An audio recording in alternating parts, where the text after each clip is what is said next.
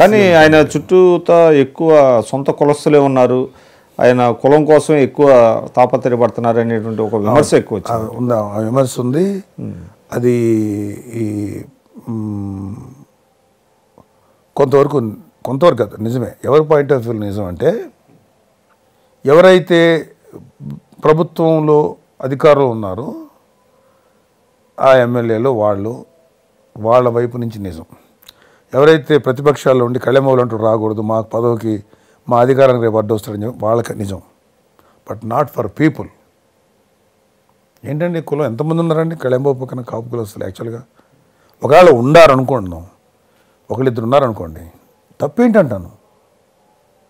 కళ్యాణబాబు పక్కన కాపులందరూ ఒక ఎలిమినేట్ చేసేలా, కాపులతోటి కళ్యాణబాబు రాకూడదా? వాళ్ళు ఒక మనుషులే కదా, వాళ్ళతో ఉండకూడదా?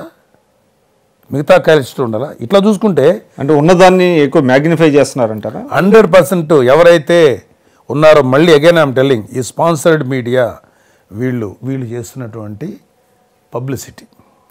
కళ్యాణబాబు పక్కన అన్ని రకాల కులస్తులు, అన్ని రకాల దీంట్లో ఉన్నవాళ్ళు ఉన్నారు. కళ్యాణబాబు కులపిచ్చలేనటువంటి వ్యక్తి అండి. కులాన్ని గౌరవిస్తాడేమో కానీ కులపిచ్చలేదు. కులపిచ్చున్న వాళ్ళు ఈ రెండు వీళ్ళకి ఉంది, పార్టీలకి, రెండు పార్టీలు 100% దే హ్యావ్. కాకపోతే వాళ్ళ దగ్గర పనిచేసే వాళ్ళు లెక్కేయండి. టీడీపీలో లిస్టులు వస్తున్నాయి వాట్సాప్లో, వీటిల్లో ఎంతమందికి సీట్లు ఇచ్చారు వాళ్ళ వర్గానికి, ఇటు రెడ్డి వర్గానికి సంబంధించి ఈయన ఎంతమందికి ఇచ్చారు అని నేను సొంతంగా చెప్పిన మాట కాదు, ఇది వాట్సాప్లో వచ్చింది. ఇప్పుడు కళ్యాణ్ బాబుని మీరు ఎప్పుడు విమర్శించాలంటే, రేపు పొద్దున్న పార్టీ పెట్టినప్పుడు రేషియో ప్రకారం కాకుండా ఎక్స్ట్రా ఇచ్చారనుకోండి, అప్పుడు మీరు విమర్శించండి. దామాషా ప్రకారం. కళ్యాణ్ బాబు పక్కన ఉన్న వ్యక్తులు ఎప్పటి నుంచో లెక్కేసుకుంటే, ఒక్క చంద్రశేఖర్ గారు ఒకడు కాపు కులస్తుడు, తర్వాత